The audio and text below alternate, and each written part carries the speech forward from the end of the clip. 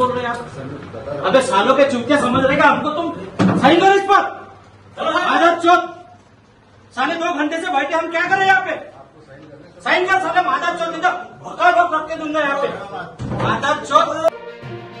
अमरावती जिल्ह्यामध्ये सततच्या मुसळधार पावसामुळे शेतकऱ्यांच्या सोयाबीन पिकांचे अतोनात नुकसान झाले आहे। काही दिवसातच शेतकऱ्यांचे सोयाबीन पीक कापणीला येणार आहे।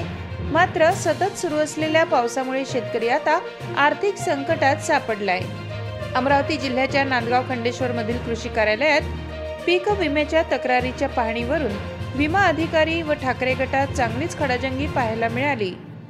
शिवसेनेचे ठाकरे गटाचे प्रकाश मारोटकर यांनी आक्रमक होत कृषी अधिकाऱ्यांच्या कार्यालयात पीक विमा कंपनीच्या अधिकाऱ्यांच्या अंगावर हात उगारला व सोयाबीनची झाडे अधिकाऱ्यांच्या अंगावर फेकली। कृषी अधिकारी यांच्या कार्यालयात 2 तास हे आंदोलन सुरू होते।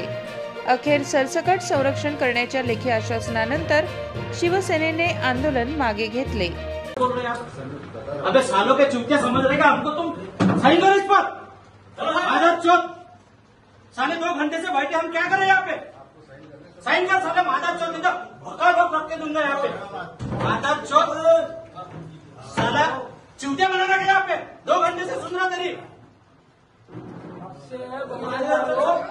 समझा उसका आजाद चौथ को साले के यहाँ पे बचे करने को है तुमको?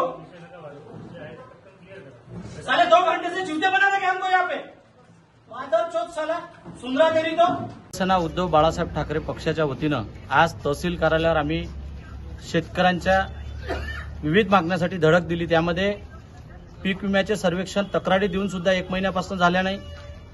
तसेच ई पीक पाहणीची अट रद्द करण्यात यावी आणि येलो मोजॅकमुळे शेतकऱ्यांच्या सोयाबीन पिकाचे प्रचंड नुकसान झाले, म्हणून त्याचे सर्वेक्षण करून शेतकऱ्यांना हेक्टरी 50,000 रुपयाची मदत जाहीर करावी या मागणीसाठी तहसील आणि कृषी विभागामध्ये आम्ही 2 तासापासून ठिय्या आंदोलन केले आणि पीक विम्याच्या अधिकाऱ्यांकडून लेखी लिहून घेतलं की ज्या शेतकऱ्यांच्या सर्वेक्षण तक्रारीनुसार सर्वेक्षण झाले नसेल त्यांना सरसकट नुकसान भरपाई देण्यात यावी पीक विम्याची आणि ई पीक पाहणीची ही जी मागणी आहे ही शेतकऱ्यांनी त्या याद्या सर्व कृषी अधिकाऱ्याकडे सादर कराव्या या मागणीसाठी आज शिवसेनेच्या वतीने या ठिकाणी आंदोलन आयोजित केलं होतं।